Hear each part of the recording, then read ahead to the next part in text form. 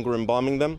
Why is that? Just because we don't have time to have visitation. So if we're not having visitation, we're simply either burying directly, which means we pick them up at the hospital and bring them to the cemetery, or direct cremation. Omar Rodriguez, wearing his mask, respirator, and scrubs, is picking up the dead from all over the city and then lining them up inside the Neufeld Funeral Home in Elmhurst. This morning I was at Montefiore, where they have 3 or 4 tractor trailers filled with remains. Air 11 showed the freezer trucks filled with the fallen victims of COVID-19 near Bellevue Hospital.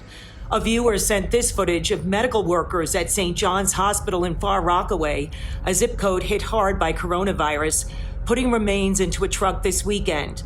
Funeral homes simply can't keep up with the demand for burials, and the mayor knows it. We may well be dealing with temporary burials, so we can then deal with each family later. At one point Monday, City Councilman Mark Levine tweeted that temporary interment would be happening for some, stating trenches would be dug for caskets to be lined up in a city park.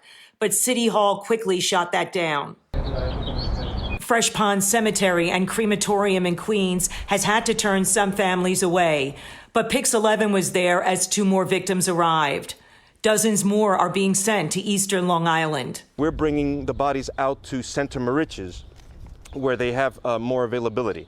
So we leave very early in the morning, 6 o'clock in the morning. And while the funeral homes are stressed by demand, imagine the sadness of the families.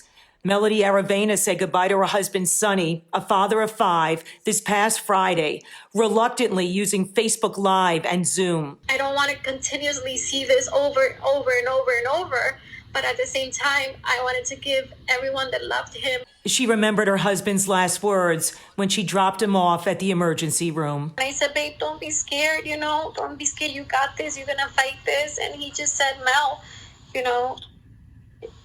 he just said, Mel, I never knew love like this before, and I love you so much. And so the pandemic has forced all of us to find a new way of saying farewell to our loved ones.